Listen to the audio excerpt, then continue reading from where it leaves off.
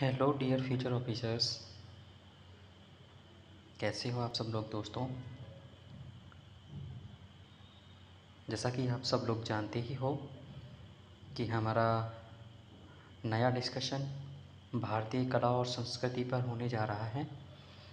इस डिस्कशन में हम लोग पहले ही इस बात पर चर्चा कर चुके हैं कि किस प्रकार से हम इस डिस्कशन को स्टार्ट करेंगे, और इसका इंट्रोडक्टरी वीडियो पहले ही मैं डाल चुका हूँ यूट्यूब पर। अब हम लोग देखेंगे कि हम कौन सा टॉपिक यहाँ पर पढ़ने वाले हैं। तो मैंने आपसे पहले ही बोला था कि हमारा जो टॉपिक होने वाला है वो पहला टॉपिक है विज़ुअल आर्ट। कौन सा टॉपिक होने वाला है हमारा? फर्स्ट टॉपिक जो हमारा है वो विज़ुअल आर्ट होने वाला है। विज़ुअल आर्ट में हम लोग स्टडी करेंगे सबसे पहले इंडियन आर्किटेक्चर। हम लोग स्टडी करेंगे इंडियन आर्किटेक्चर। ठीक है, हम लोग इंडियन आर्किटेक्चर का स्टडी करेंगे और उसमें हम कुछ चीज़ों को जानने की कोशिश करेंगे। वो हमारी चीज़ क्या होगी इंडियन आर्किटेक्चर में, कि इंडियन आर्किटेक्चर जो वर्ड है वो किस भाषा से लिया गया है, इसका ओरिजिन कहाँ से हुआ है, और इसका किस संदर्भ में हम लोग यूज़ करते हैं। मतलब इंडियन आर्किटेक्चर्स में क्या क्या चीज़ें सम्मिलित की जाती हैं, हम लोग ये सारी चीज़ें यहाँ पर देखने का प्रयास करेंगे।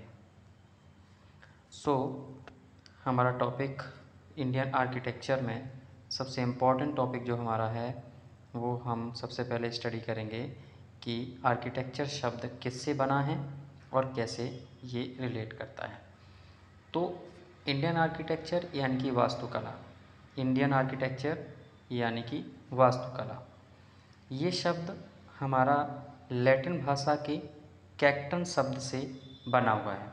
ये शब्द हमारा लैटिन भाषा के कैक्टन शब्द से बना है। लैटिन भाषा के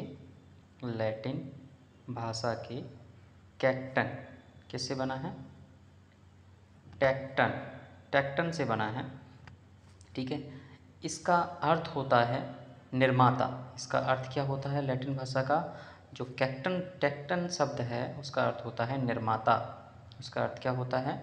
निर्माता। और इसको इंग्लिश में हम बोलते हैं बिल्डर। आपको पता है निर्माता को हम क्या बोलते हैं? बिल्डर। निर्माता को हम बोलते हैं बिल्डर। ठीक है, तो ये शब्द हमारा यहाँ पर इसकी उत्पत्ति हुई है ना। तो इसको हम इसमें देखेंगे, साथ ही साथ हम इसमें कुछ और चीज़ों को देखने का प्रयास करेंगे। जैसे कि आप लोग यहाँ पर जानते हो कुछ चीज़ें हैं, जब अर्ली ह्यूमंस की जब हम बात करते हैं, किसकी बात करते हैं हम लोग? जब अर्ली ह्यूमंस की बात करते हैं, मनुष्यों ने जब से एक जगह पर रहना स्टार्ट किया, जब से इंसानों ने एक जगह पर अपना आवास बनाना स्टार्ट किया, तभी से ये वास्तुकला यानी कि आर्किटेक्चर जो एक विधा है या जिसको हम एक विषय कहें, इसकी उत्पत्ति हुई और तभी से हम लोगों ने इसको पढ़ना स्टार्ट किया। आप लोग देखते हो जब हम लोग प्री हिस्टोरिक एरा यानी कि प्राग ऐतिहासिक काल को पढ़ते हैं, तो प्राग ऐतिहासिक काल में हम किसी भी प्रकार का आर्किटेक्चर के बारे में बात नहीं करते। क्यों नहीं करते भाई? जब हमारा उस समय किसी भी प्रकार के भवनों का निर्माण, किसी भी प्रकार के मूर्तियों का निर्माण या किसी भी प्रकार की अदर चीज़ों का निर्माण ही नहीं हो रहा था, उस समय हमें पता ही नहीं था कि वास्तुकला होता क्या है, तो हम उसका अध्ययन भी नहीं करेंगे। ठीक है ना, तो हम उसका अध्ययन क्यों करेंगे? वहीं दूसरी ओर जब हम देखें कि स्कल्पचर जो विधा है उसका कब से विकास हुआ, तो जो प्रोटो इंडो यूरोपियन हैं, यानी कि जिनको हम लोग मूल जो लोग हैं वो केल होते हैं, उनका जब हम लोग देखते हैं तो उन्होंने बहुत सारी मूर्ति कला और लघु रचनाएं की हैं। ठीक है, जो कि हाथों से बनाई जाती थी, हैंड मेडेड जो हमारे स्ट्रक्चर होते थे उनको। और साथ ही साथ हमने सौंदर्य शास्त्र का भी काफ़ी अध्ययन किया है। ये सारी चीज़ें तो हमारी आ जाती हैं, स्पष्ट हो जाती हैं, लेकिन प्रॉब्लम कहाँ होती है कि जब अर्ली ह्यूमंस डेवलप हो रहे थे, जैसे कि हम प्राग ऐतिहासिक काल में पाषाण काल की बात करते हैं। किसकी बात करते हैं? पाषाण काल की बात करते हैं। पाषाण काल जब हम पढ़ते हैं ना, तो हमारा होता है पुरापाषाण काल। कौन सा होता है? पुरापाषाण काल। पुरापाषाण काल, जिसको हम लोग बोलते हैं पेलियोलिथिक। पुरापाषाण काल यानी कि इंग्लिश में इसको बोलते हैं पेलियोलिथिक। क्या बोलते हैं? पेलियोलिथिक। ठीक है। उसके बाद हम पढ़ते हैं मेसोलिथिक, यानी कि हिंदी में इसको बोलते हैं मध्यपाषाण काल। मेसोलिथिक यानी कि मध्यपाषाण काल। और उसके बाद हम लोग पढ़ते हैं, हमारा न्यू होता है जो लास्ट होता है, जिसको हम लोग बोलते हैं नियोलिथिक, यानी कि नवपाषाण काल। तो ये सारे के सारे जब हम पुरापाषाण काल में अर्ली ह्यूमन्स यानी कि आदि मानव को देखते हैं, तो वो ना तो किसी एक जगह पर अपना स्ट्रक्चर बनाकर रह रहे थे, उन्होंने घरों को भी नहीं जाना था कि हम एक जगह कैसे रहेंगे, उन्हें एग्रीकल्चर खेती करना भी नहीं आता था पुरापाषाण काल में। उनके जो औजार हुआ करते वो काफ़ी मोटे और नुकीले हुआ करते थे। ठीक है। जब आग का आविष्कार हुआ और जब उन्होंने अपने खाए हुए फलों को या बीजों को बस ऐसे ही फेंक दिया, और जब उन्होंने देखा ये तो ज़मीन से उगने लगे हैं, तब उन्हें समझ में आया कि शायद इनको अगर हम एक जगह रख कर के, और जो हम कच्ची चीज़ें खाते हैं, जब आग का आविष्कार हो गया मेसोलिथिक यानी कि मध्यपाषाण काल में, तो उन्होंने क्या किया, एक जगह रहना स्टार्ट कर दिया। और मध्यपाषाण काल जो है वो हमारा ट्रांजिशन फेज़ है। ट्रांजिशन फेज़ का मतलब होता है, ट्रांजिशन फेज़ है हमारा मध्यपाषाण काल। मतलब इसमें कुछ विशेषताएं पुरापाषाण काल यानी कि पैलियोलिथिक, और कुछ विशेषताएं हमारी नियोलिथिक यानी कि जिसको हम नवपाषाण काल कहते हैं वो नज़र आती हैं, क्योंकि लोग इसमें आग का आविष्कार हो चुका था, वो कुक्ड फूड यानी कि पकाकर भोजन भी खाना सीख रहे थे धीरे धीरे धीरे धीरे। और इनकी जितनी भी बस्तियां मिली हैं, जैसे आदमगढ़ मध्य प्रदेश में बस्तियां मिली हैं इसकी। ठीक है। बहुत सारे ऐसी ऐसी जगहों पर इनकी बस्तियां मिली हैं, तो वहाँ से हमें ये चीज़ें पता चलती हैं कि कहीं ना कहीं इनके जो विकास है एक जगह पर रहना स्टार्ट हो चुका था। ठीक है। तो गंगा के जो मैदान हैं वहाँ पर इन लोगों ने अपनी बसाहट स्टार्ट कर दी थी। ये सारी चीज़ें हमें यहाँ से पता चलती हैं। तो इसलिए हमारा जो आर्किटेक्चर यानी कि वास्तुकला है, उसकी स्टार्टिंग सही मायनों में अगर हम देखें, तो सही मायनों में इसकी जो स्ट्रक्चर है और जो इसका जो नॉलेज है, वो लोगों को हड़प्पा सभ्यता से समझ में आता है। कहाँ से समझ में आता है फ्रेंड्स? तो ये हड़प्पा सभ्यता से इसका सही नॉलेज लोगों को समझ में आता है। तो जब हम आर्किटेक्चर की बात करते हैं, तो आर्किटेक्चर में हमें देखना होता है आकार व विस्तार, और आकार व विस्तार में हम इसको स्टडी करते हैं वास्तुकला यानी कि भवनों का डिज़ाइन से संबंधित है और उनका निर्माण से संबंधित है। दूसरा जब हम देखते हैं हमारा मूर्तिकला में, तो ये हमारा तो वास्तुकला हो गया, और दूसरा ये हमारा वास्तुकला है, ये हमारा मूर्तिकला है। जब दोनों के बीच में हम डिफरेंसेस देख रहे हैं, तो हमें समझ में आता है कि मूर्तिकला की अपेक्षाकृत जो लघु रचनाएं हैं वो यहाँ पर सम्मिलित होती हैं। दूसरा हमारा यहाँ पर आता है प्रयुक्त सामग्री। इसमें सामग्री कौन कौन सी यूज़ की जाती थी, तो ये हमें याद रखना काफ़ी इम्पोर्टेंट हो जाता है। ठीक है। तो क्या इम्पोर्टेंट हो जाता है, जैसे पत्थर का यूज़ करते थे हम लोग। ठीक है। लकड़ी, कांच, धातु, इन सब का यूज़ हम भी करते हैं, आज भी करते हैं। मूर्तियों में हम किन किन चीज़ों का यूज़ करते हैं, तो मूर्तियों में आपको भी पता है हम किन किन चीज़ों के यूज़ करते हैं। मूर्तियों में हम लोग यूज़ करते हैं, मोस्टली आप लोगों को सबको पता है कि मूर्तियों में हम लोग यूज़ करते हैं जो हमारी सामग्रियाँ होती हैं, जो बनी हुई होती हैं, उनका यूज़ करते हैं। ठीक है। उसके बाद हमारे सिद्धांत क्या हैं, तो जो हमारा आर्किटेक्चर है वो इंजीनियरिंग बेस्ड होता है। इसमें गणित के सिद्धांत, गणित का अध्ययन, आपको पता है ना, जो इंजीनियर होते हैं किसी बिल्डिंग का स्ट्रक्चर बना रहे हैं, किसी ब्रिज को बनाना है, तो जितने भी सिविल इंजीनियर्स होते हैं, जो सिविल ब्रांचेस से बिलोंग करने वाले जितने भी हमारे एस्पिरेंट्स हैं जो तैयारी कर रहे हैं, वो अच्छे से इस चीज़ को समझ सकते हैं। तो आर्किटेक्चर कहीं ना कहीं हमारा इंजीनियरिंग फील्ड से बिलोंग करता है। ठीक है। इसमें मेज़रमेंट लेने होते हैं हमें, कौन सी बिल्डिंग कितनी ऊंची बनानी है, किसका एंगल क्या होना चाहिए, कहाँ पर कितनी तरीके से हमारा सनलाइट आएगा, कहाँ पर कौन सी हमें विंडो लगानी चाहिए, ये सारा का सारा जो सिद्धांत है, जो प्रिंसिपल्स हैं, वो हमारे यहाँ पर काम करते हैं। उसके बाद हमारा यहाँ पर आ जाता है मूर्तिकला। मूर्ति कला में रचनात्मकता और कलात्मकता का समावेश देखने को मिलता है। यानी कि मूर्ति कला, जब मूर्तियाँ बनाई जाती हैं ना, तो मूर्तियों में सबसे पहले हमें किसी भी मूर्ति को बनाने का उद्देश्य पता होना चाहिए। हम मूर्ति आध्यात्मिक होकर बना रहे हैं या मूर्ति में कुछ इस तरीके का समावेश है जो वहाँ के वातावरण और परिवेश को भी परिलक्षित करता है। क्या परिलक्षित करता है? जैसे जो ग्रीक मूर्तियाँ बनती हैं, जो ग्रीक मूर्तियाँ बनती हैं ना, तो उन मूर्तियों में जो, जैसे बुद्ध की मूर्ति इसकी हम बात करें, तो जो गांधार शैली में जो मूर्तियाँ बनी हैं, जब आप पढ़ोगे ना मूर्ति कला की, जब गांधार शैली को आप पढ़ोगे तो उसमें आपको समझ में आएगा बुद्ध की मूर्तियाँ जितनी भी गांधार शैली में बनी हुई हैं। किस शैली में बनी हुई हैं? गांधार शैली।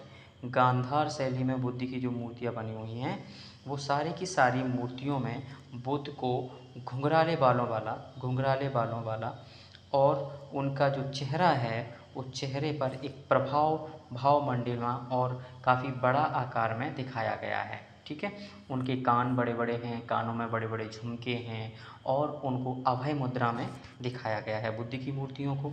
ठीक है, दूसरा हमारा जो गांधार कला हो गया, गांधार मूर्ति कला हो गया, वो दूसरा हमारा आ जाता है मथुरा मूर्ति कला। जो मथुरा के प्रभाव वाली जितनी भी मूर्तियाँ हैं ना, इसमें हमारा भारतीय वास्तुकला का प्रभाव नज़र आता है। और इन वास्तुकला में बुद्ध की जितनी भी मूर्तियाँ हैं, हालांकि गांधार मथुरा कला में जितनी भी मूर्तियाँ बनी हैं, वो ज़्यादातर मूर्तियाँ जैन धर्म से रिलेटेड हैं। किससे रिलेटेड है? मथुरा कला में जैन धर्म से रिलेटेड मूर्तियाँ बहुत ज़्यादा हैं। ठीक है, जैन से रिलेटेड है मथुरा कला में। लेकिन पहली जो मूर्ति बनाई गई थी मथुरा कला में, ठीक है, तो वो हमारी बुद्ध की मूर्ति बनाई गई थी। और बुद्ध की मूर्ति में यहाँ पर बुद्ध को ज़मीन पर बैठा हुआ दिखाया गया है और उनके चेहरे पर हमें एक आभा मंडल नज़र आता है। क्या नज़र आता है?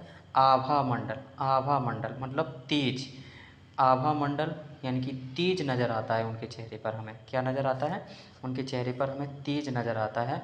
और ये हमारे यहाँ पर उनकी बॉडी को, उनके शरीर को एक आध्यात्मिक वे में दिखाने का प्रयास किया गया है। आध्यात्मिकता पर जोर दिया गया है, उनके नॉलेज पर जोर दिया गया है कि वो किस तरीके से अपने ज्ञान की प्राप्ति के लिए दोनों आँखों को बंद किए हुए हैं और वो बैठे हुए हैं। ठीक है, तो इस तरीके की जो मूर्ति कला है वो कल्पना और समावेश का, कल्पना और जो रचनात्मकता होती है उसका समावेश होता है और सटीक समापन होता है, उसमें बहुत अधिक निर्भरता नहीं होती। आप यहाँ पर उदाहरण के तौर पर जब आप समझोगे तो आपको समझ में आएगा कि यहाँ पर हमारी बहुत सारी चीज़ें हैं। जैसे हम देखते हैं कि यहाँ पर ताजमहल का जब हम उदाहरण लेते हैं, किसका उदाहरण लेते हैं? ताजमहल का। ताजमहल हमारा आर्किटेक्चर का एक उत्कृष्ट नमूना है। ठीक है, लाल किला हमारा उत्कृष्ट नमूना है। और अगर हम मूर्ति कला की बात करें, वास्तुकला का उत्कृष्ट नमूना है, और मूर्ति कला की बात करें तो नटराज की जो मूर्ति है, कांस्य की नटराज प्रतिमा, काफ़ी मतलब एक अलग ही तरीके की मूर्ति है। ठीक है, ये अलग ही वे में बनाई गई मूर्ति है। और ये जो मूर्ति जो बनाई गई है ना, ये मूर्ति पूरी की पूरी आपकी मथुरा कला पर बेस्ड है। किस पर बेस्ड है? मथुरा कला पर बेस्ड है। नर्तकी की कांस्य मूर्ति जो है वो काफ़ी फेमस है, जो कि हमारे मोहनजोदाड़ो से नर्तकी की कांस्य मूर्ति जो मिली हुई है वो काफ़ी इम्पोर्टेंट हमारे लिए हो जाती है। ठीक है, तो यहाँ पर हमने जो कंपेरेटिवली जो स्टडी की यहाँ पर वास्तुकला, ये हमारा वास्तुकला है। क्या है? वास्तुकला है। और ये हमारा यहाँ पर हो जाता है मूर्ति कला। ये हमारा क्या हो जाता है? मूर्ति कला। ठीक है, तो हमारा ये मूर्ति कला हो जाता है। ठीक है, नेक्स्ट टॉपिक पर हम जाते हैं और फिर हम यहाँ पर देखते हैं हमारा क्या होता है। ठीक है, चलो नेक्स्ट टॉपिक पर हम पहुँचते हैं और हमारा यहाँ पर नेक्स्ट टॉपिक हो जाता है, नेक्स्ट टॉपिक हमारा है कि जितनी भी हमारी वास्तुकला हैं, ठीक है, हमारी जितनी भी वास्तुकला हैं, उन वास्तुकला में हमें अब पढ़ना क्या क्या है, हमें किन किन चीज़ों पे फोकस करना है, हमें ये देखना है। तो हम नीचे देख पाते हैं यहाँ पर भारतीय वास्तुकला। क्या हमें नज़र आ रही है? यहाँ पर भारतीय वास्तुकला हमें यहाँ पर नज़र आ रही है।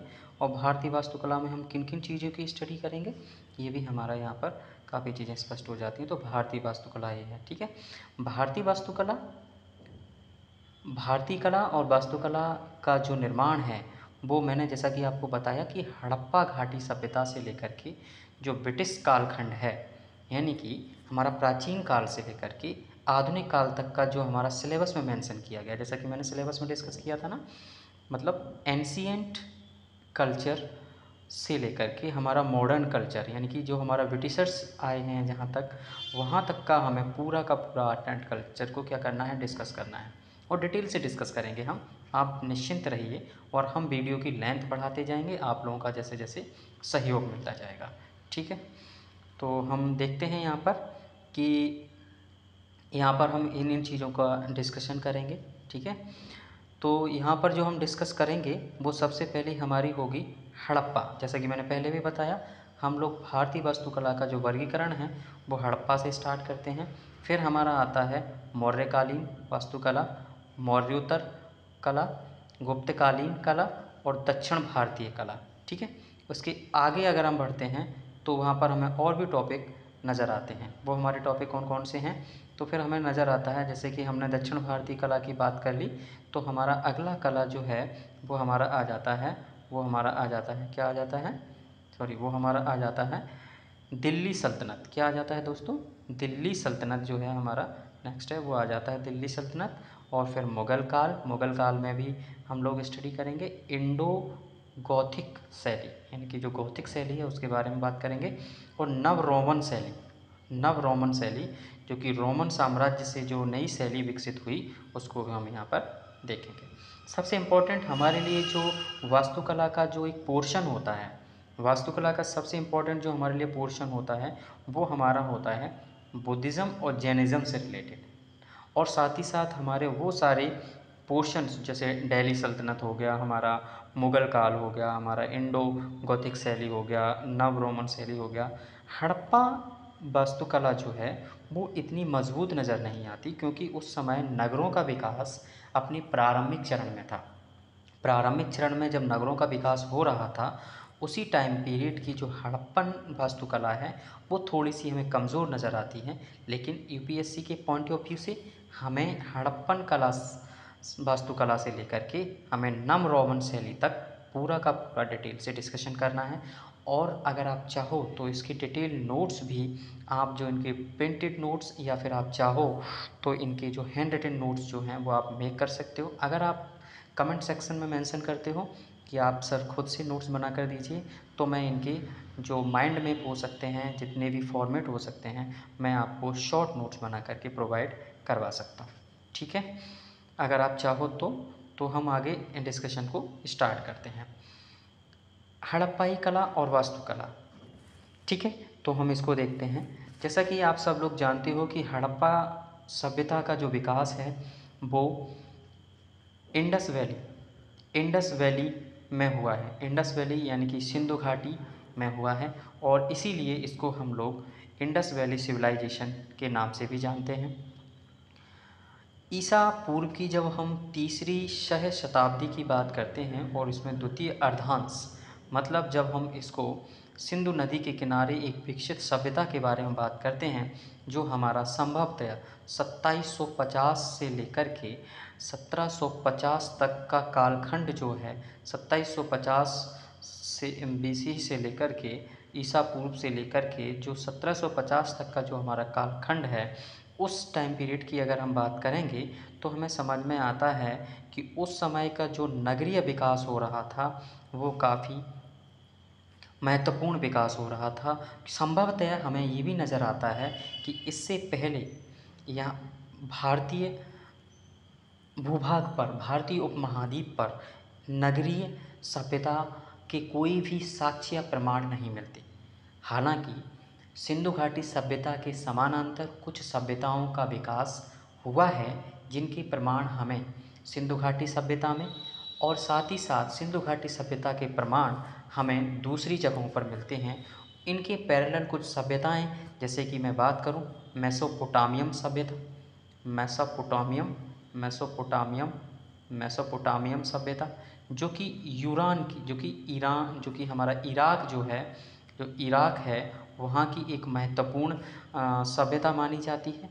जो कि दो नदियों, आपको पता है कि जिन भी सभ्यताओं का विकास होता है उनका विकास नदियों के किनारे होता है। तो मेसोपोटामियम सभ्यता का जो विकास हुआ वो दो नदियाँ इम्पोर्टेंट हो जाती हैं, जो कि कॉकेसस, जो कि हमारा जो यूराल पर्वत है वहाँ से निकल करके आती हैं। पहली नदी का नाम है यूफ्रेटस, पहली नदी का नाम है यूफ्रेटस और दूसरी नदी का नाम है, ठीक है, पहली नदी का नाम है यूफ्रेटस और दूसरी नदी का नाम है इजिप्शियन। तो ये दो नदियों के किनारे यहाँ पर मेसोपोटामियन सभ्यता का विकास हुआ। और पैरेलल अगर हम देखें वहीं पर तो हमारा इजिप्टियन जो सिविलाइजेशन है वो भी विकसित हुई, जो कि मिस्र की सभ्यता, जो मिस्र के पिरामिड जो आप लोगों ने सुने होंगे, मिस्र के पिरामिडों के बारे में भी हम इसमें बात करेंगे, तो वो भी काफ़ी इम्पोर्टेंट हो जाती है। ठीक है, तो जब हम हड़प्पा सभ्यता की आर्किटेक्चर की बात करते हैं, वहाँ के भवनों की बात करते हैं, तो वहाँ पर हमें दो प्रकार के भवनों का निर्माण सामने आता है। पहला एक फैला था हमारा उत्तर पश्चिम भाग में, इनकी नॉर्थ वेस्ट भाग में। अगर हम इस तरीके से स्ट्रक्चर बनाएं तो हम देखते हैं यहाँ पर, ये अगर हम स्ट्रक्चर बना के देखें, आपको मैं शायद अच्छे से समझा पाऊँ। ये हमारा नॉर्थ है, ठीक है, ये हमारा नॉर्थ है, ये हमारा साउथ है, ये ईस्ट है और ये हमारा वेस्ट है। तो नॉर्थ वेस्ट में जितने भी हमारे वहाँ पर भवन होते थे वो काफ़ी ऊंचाई पर बनाए जाते थे, काफ़ी ऊंचाई पर बनाए जाते थे, ठीक है, नॉर्थ और वेस्ट वाले।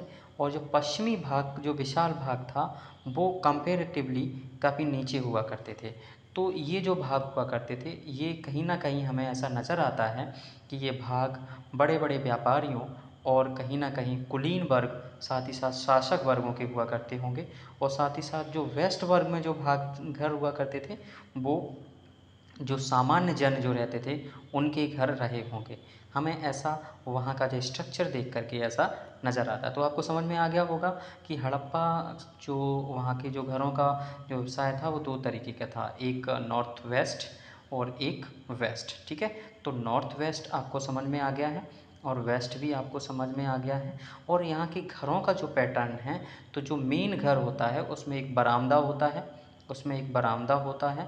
और जो घर के जो दरवाजे होते हैं वो मुख्य रोड से, जो मेन रोड है उस मेन रोड से वो घर के दरवाजे पीछे की तरफ ओपन होते हैं। ये यहाँ के घरों की एक महत्वपूर्ण विशेषता है।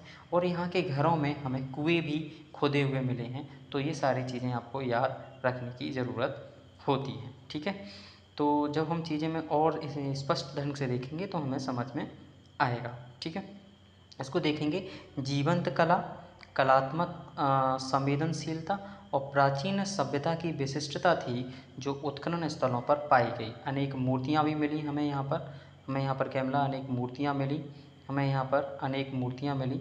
साथ ही साथ हमें यहाँ पर मृतभांड मिले और आभूषण भी यहाँ पर हमें मिले हुए हैं। ठीक है, तो आगे वाले टॉपिक पर जब हम बढ़ते हैं तो हमें चीज़ें समझ में आती हैं। जब नेक्स्ट टॉपिक जब पर जाते हैं तो हमारा जो नेक्स्ट टॉपिक है वो हमारा यहाँ पर 1 minute, so technical issue, okay. So हम आगे की चीज़ें जब देखते हैं तो हमें समझ में आता है कि सिंधु घाटी सभ्यता के कुछ महत्वपूर्ण स्थल, जैसे पाकिस्तान में आपको पता है कि रावी नदी के तट पर, हमारे हड़प्पा, जो कि एक विशाल चबूतरा यहाँ पर मिला है। यहाँ पर मातृ देवी की मूर्ति मिली है। लकड़ी की ओखली में गेहूँ को जो कूटने वाला जो जगह होती है वो मिली है, जहाँ पर गेहूँ, जौ, ताम्र, तुला आदि से क्या होता था, ये अनाज तोला जाता था। कांस्य की धातु का मिला है। ठीक है, तो अगर एक क्वेश्चन और पूछा जाता है आपसे कि हड़प्पा कालीन सभ्यता किस प्रकार की सभ्यता है, तो ये हमारी एक कांस्य युगीन सभ्यता है। कैसी सभ्यता है? कांस्य युगीन। तो क्योंकि इस कालखंड में सबसे ज़्यादा कांसे का प्रयोग हुआ करता था, कांस्य युगीन सभ्यता है। कैसी सभ्यता है? कांस्य युगीन सभ्यता है। कांसे का प्रयोग सबसे ज़्यादा हुआ करता था इस टाइम पीरियड में। साथ ही साथ माता देवी की मूर्ति मिली है, कांस्य कुत्ते की मूर्ति मिली है। ठीक है, लाल बलुआ पत्थर से बना हमें पुरुष का धड़ मिला है, मतलब उनका ऊपर वाला हिस्सा नहीं मिला, नीचे वाला हिस्सा मिला है। वर्तमान में पाकिस्तान में मोहनजोदड़ो सिंधु नदी के तट पर, ठीक है, जो है वहाँ पर मिला है। मोहनजोदड़ो से हमें ग्रेट बाथ, बृहद स्नानागार, बृहद अन्नानागार, दाह संस्कार के कुछ समाधान मिले हैं। दाढ़ी वाले पुजारी की मूर्ति मिली है और नर्तकी जो कांस्य करती हुई जो मूर्ति है, जो अभी हम लोगों ने ऊपर डिस्कस किया, और पशुपति की मोहर मिली है। तो इससे हमें ये पता चलता है कि यहाँ पर पूजा तो होती थी, लेकिन शायद कहीं ना कहीं प्रकृति की पूजा पर ज़्यादा जोर दिया जाता था। ठीक है, तो यहाँ पर हमें ये चीज़ भी स्पष्ट हो जाती है। आगे हम यहाँ पर देखेंगे, तो आगे की चीज़ जब हम देखेंगे तो यहाँ पर हमें स्पष्ट होता है कि जो हमारा गुजरात में, अब अभी हमने बात की मोहनजोदाड़ो जो कि पाकिस्तान में सिंधु नदी के तट पर है। अब गुजरात के कुछ जो महत्वपूर्ण हड़प्पाकालीन स्थल हैं उनकी हम बात करेंगे। गुजरात में धोलावीरा, जहाँ से हमें विशाल जलाशय मिला है, यहाँ से हमें जल दोहन प्रणाली मिली है, स्टेडियम भी मिला है जहाँ पर ये लोग अपना खेल वेल करते थे, तटबंध मिले हैं, वैज्ञानिक पट्टिकाएँ मिली हैं। ठीक है, ये सारी चीज़ें हमें यहाँ से कुछ अभिलेख भी मिले हैं। गुजरात में लोथल नाम की जगह, जो कि सिंधु घाटी सभ्यता का मैनचेस्टर कहा जाता है, यानी कि एक बहुत बड़ा बंदरगाह था। यहाँ से व्यापार हुआ करता था, नावों के संकेत मिले हैं।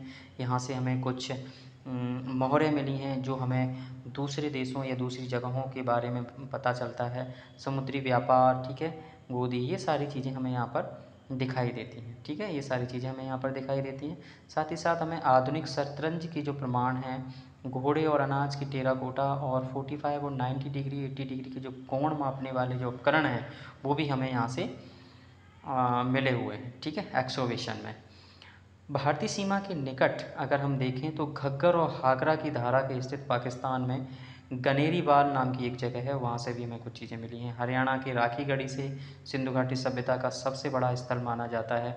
यहाँ से हमें अन्नानागार, समाधि स्थल, नालियाँ और टेराकोटा की ईंटें भी मिली हुई हैं। फिर हमें हरियाणा का रोपड़ जगह की याद आती है, जहाँ पर हमें भारत और पंजाब सतलज नदी के तट पर अगर हम देखें तो यहाँ पर भी हमें कुछ महत्वपूर्ण अंडाकार गड्ढे मिले हैं, समाधान जिसमें दफन किया हुआ है, ये सारी चीज़ें भी हमें यहाँ से मिले हैं।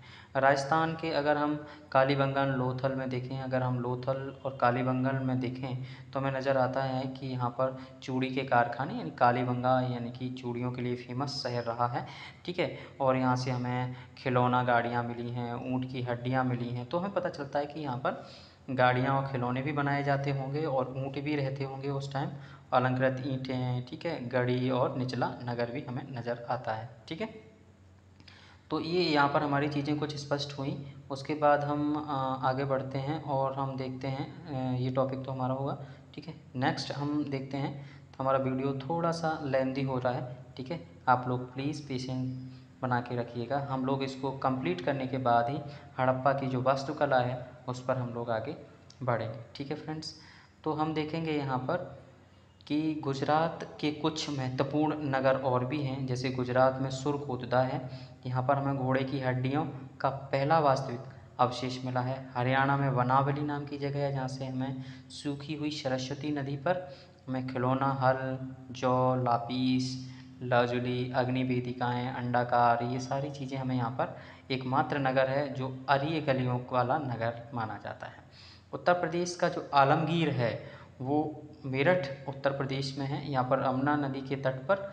ठीक है, सिंधु घाटी सभ्यता का सबसे पूर्वी जो जगह है वहाँ पर हमें ये मिला हुआ है। ठीक है, और मिट्टी की बनी हुई वस्तुएं भी हमें यहाँ पर नज़र आती हैं। तो मैं इसको हटा देता हूँ, जो मैं अभी अंडरलाइन करता जा रहा हूँ ना, इससे क्या ना, आप लोग अगर नोट्स बनाना चाहो तो यहाँ से नोट्स भी प्रिपेयर कर सकते हो। ठीक है, तो उसके बाद हमें यहाँ पर कुछ चीज़ें स्पष्ट होती हैं, जैसे कि हम देखेंगे कि पाकिस्तान में स्थित मेहरगढ़, जो कि सिंधु घाटी सभ्यता का अग्रदूत माना जाता है, यह यहाँ मिट्टी के बर्तन और तांबे के औजार भी हमें मिले हुए हैं। ठीक है, तो मिट्टी के बर्तन और तांबे के औजार हमें यहाँ पर मिले हुए हैं। ठीक है, तो आगे जब हम देखते हैं, इस सभ्यता के दो महत्वपूर्ण जो स्थल हैं वो हड़प्पा और मोहनजोदाड़ो हैं, यहाँ से हमें शहरी नागरिक नियोजन की आरंभिक और सर्वोत्तम उदाहरण मिलते हैं। शहरों का नियोजन, सड़कों का नियोजन नेटवर्क पर आधारित है। इनकी ग्रिड प्रणाली जो कि 90 डिग्री एंगल्स पर इनकी सड़कें थी। यहाँ का जल निकास प्रणाली, यहाँ की जल निकास प्रणाली और इनका ग्रिड सिस्टम, जो सड़कें इनकी बनाई जाती थी, ये सबसे बड़ा इंजीनियरिंग उदाहरण माना जाता है। अगर वर्तमान संदर्भ में अगर हम देखें, मेंस के क्वेश्चन पेपर को जब हम डिस्कस करेंगे तो मैं आपको बताऊंगा कि 2016 या 17 में क्वेश्चन आया था। वो क्वेश्चन ये था कि हड़प्पा कालीन सड़क व्यवस्था और जल निकास प्रणाली वर्तमान भारतीय संदर्भ में किस प्रकार से महत्वपूर्ण भूमिका निभा सकती है। क्या हम लोग हड़प्पाकालीन सभ्यता से और वहाँ की व्यवस्था से कुछ सीख सकते हैं, इस संदर्भ में तर्क दीजिए। तो इस तरीके का क्वेश्चन भी हमारा पूछा गया है, ठीक है। तो इस तरीके के क्वेश्चन भी हमारे अक्सर पूछे जाते हैं। सो नेक्स्ट चीज़ें हम आगे देखते हैं। आगे हमारा आता है हड़प्पा की वास्तुकला, ठीक है। हम क्या देखते हैं, हड़प्पा की वास्तुकला। हड़प्पा की वास्तुकला जो हमारा है, इसको हम लोग जो आगे की जितने भी टॉपिक्स हैं उनको हम नेक्स्ट वीडियो में कवर करेंगे। आज के लिए हम यहीं पर अपने वीडियो को ख़त्म करते हैं, समाप्त करते हैं, क्योंकि वीडियो काफ़ी लेंदी हो जाता है तो आप लोगों को भी थोड़ी सी प्रॉब्लम होती है, ठीक है। धीरे धीरे हम लोग इस चीज़ को और भी थोड़ा सा स्पीड में और थोड़ा सा और वैरायटी से इसको डिस्कस करते जाएंगे। ओके, सो आज के लिए यहीं तक। नेक्स्ट वीडियोज़ को देखने के लिए और मेरा हौसला अफजाई करने के लिए थोड़ा सा यार कुछ तो लालच होता है ना। लालच जब तक नहीं रहेगा ना तब तक आप कुछ नया नहीं कर पाओगे, ठीक है। तो लालच है, हर किसी को लालच होता है, मुझे भी लालच है कि इसको वीडियो को थोड़ा सा लाइक करें, कमेंट करें और जितना संभव हो सके, जहाँ तक हो सके शेयर करें और सब्सक्राइब करें, जिससे कि हमारे जो न्यू वीडियोज़ हैं और यूपीएससी एस्पिरेंट्स के लिए जो कि दूर दराज के इलाकों में रहते हैं उन तक वो सारी सामग्री नहीं पहुंच पा रही हैं, वो तैयारी करना चाहते हैं, उनकी अंदर वो प्रतिभा है कि मैं यूपीएससी की तैयारी करना चाहता हूँ, बट उन्हें वो सारी चीज़ें नहीं उपलब्ध हो पा रही हैं, तो वो यहाँ से हमारे इस चैनल के माध्यम से तैयारी कर सकते हैं।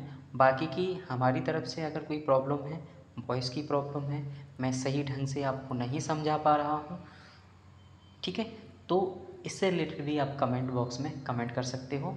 मैं अपने आप में सुधार करूँगा, इसकी पूरी गुंजाइश है।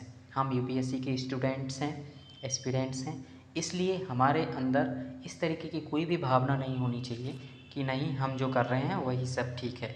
नहीं, बिल्कुल भी नहीं।